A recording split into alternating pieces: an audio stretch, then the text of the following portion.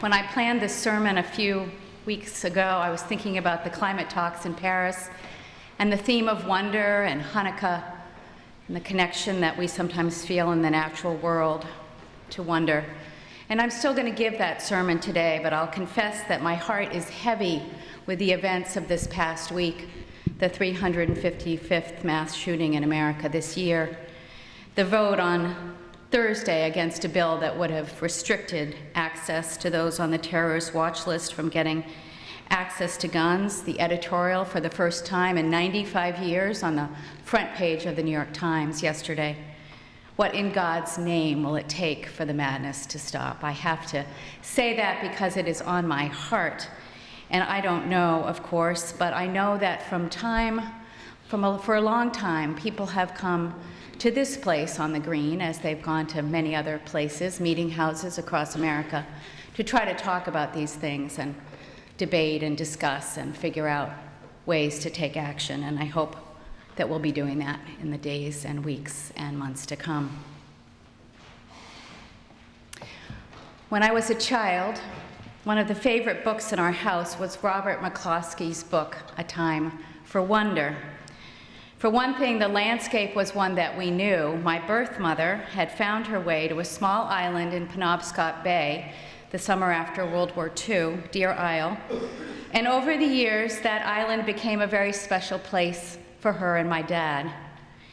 And after she died and he remarried, and when I was very young, our family would climb into our station wagon and would make the long trip north, up the coast or down east, I guess you say, Bucksport, Blue Hill, and then on down, across the peninsula to the water.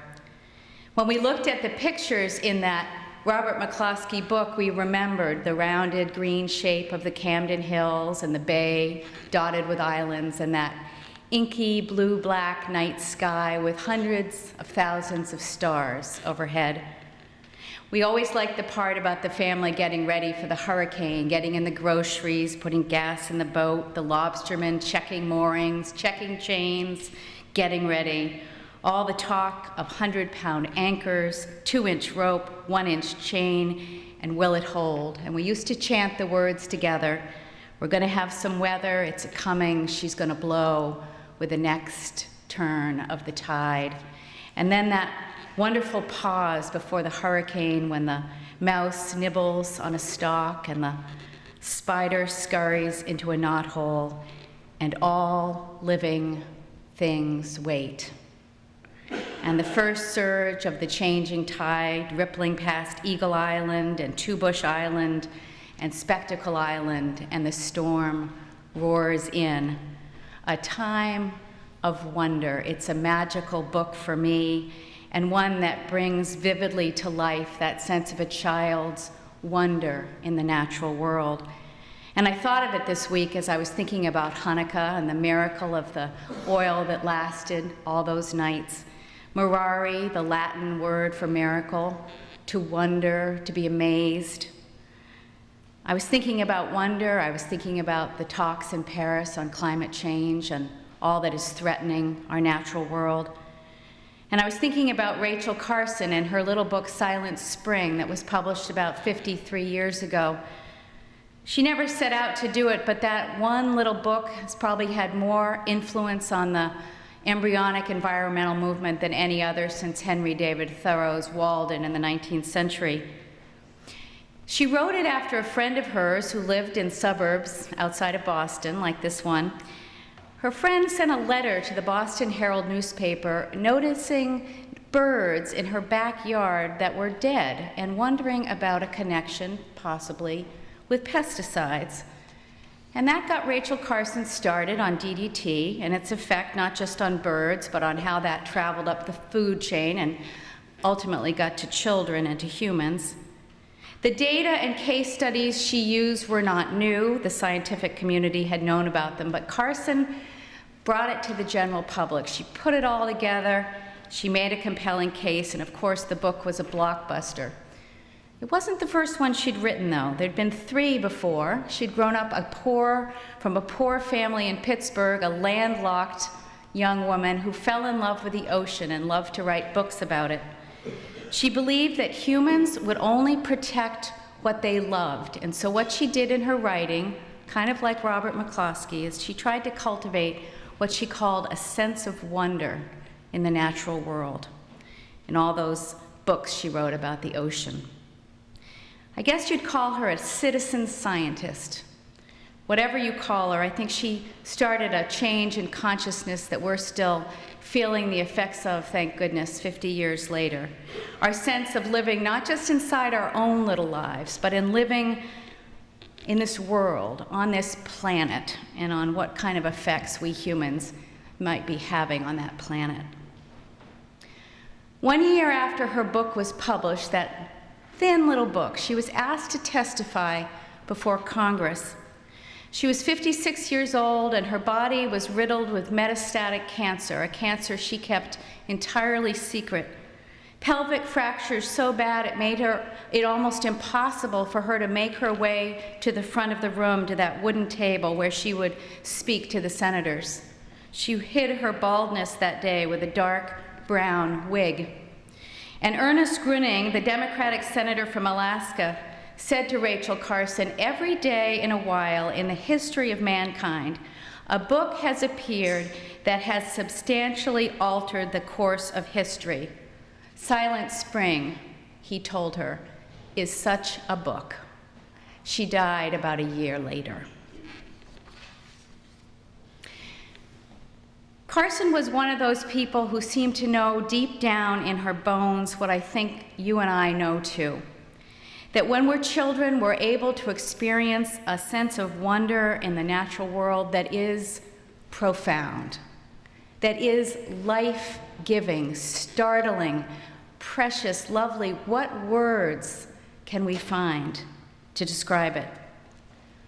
The British romantic poet William Wordsworth put it this way: "There was a time," he said, "when meadow, grove, and stream, the earth and every common sight, to me did seem apparelled in celestial light, the glory and the freshness of a dream." It's a vision of the earth as almost a kind of heaven, a vision that only children can have, he says, one that for Wordsworth and as an adult is now gone. "The things which I have seen," he says, "I now can see no more." That sense of wonder we have as children, fragile, transitory. We know this to be true. And thinking back now, a memory catches perhaps at the edge of our imaginations, maybe a stream that we played in, or an ocean we returned to year after year, or woods near the house that we played in. What was it for you, I wonder? What is it for me? Maybe we can think of 1 or 2 or 3 of those places. Nothing grand or exotic, sometimes incredibly small.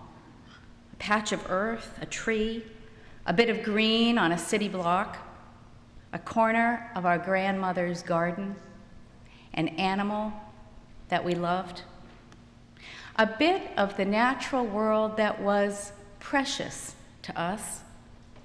When we were in that place, it was as if the rest of the world dropped away, a time out of time, that sense of wonder. You speak to me sometimes of natural places that you loved or that you love now, and your voice changes, and you get a different look in your eyes, and sometimes you just fall silent. A stretch of river in Essex, a beach in Gloucester, an island in Maine, the hills of Vermont, a place you bike or walk.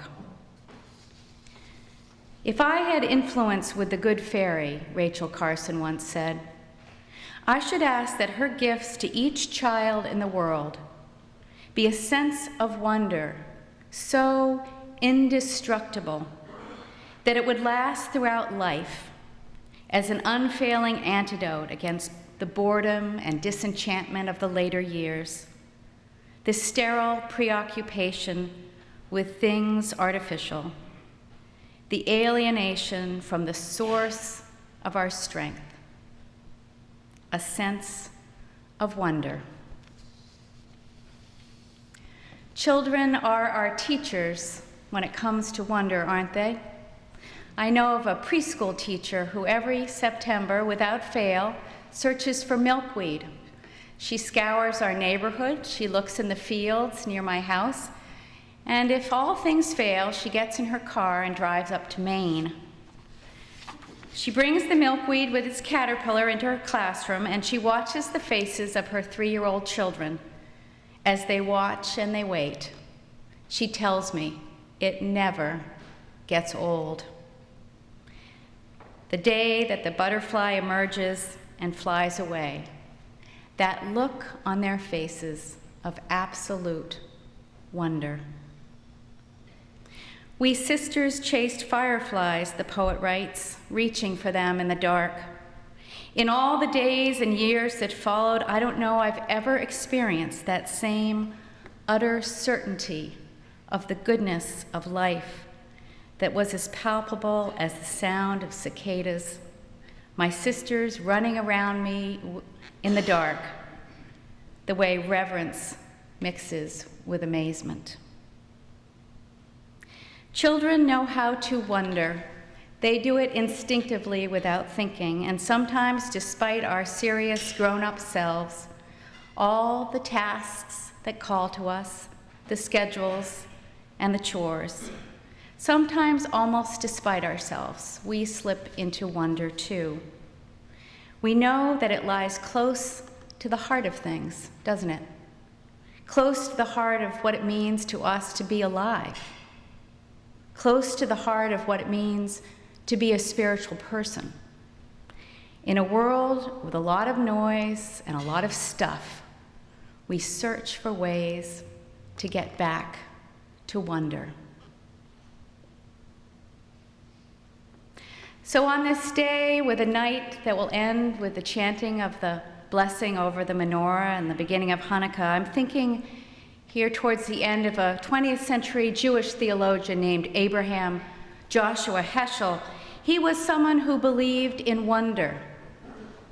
He was a mystic and a social reformer in one breath, and if you look at that famous photograph from Selma, Martin Luther King marching, 2 people to the right, the man with the long white beard, that was Heschel.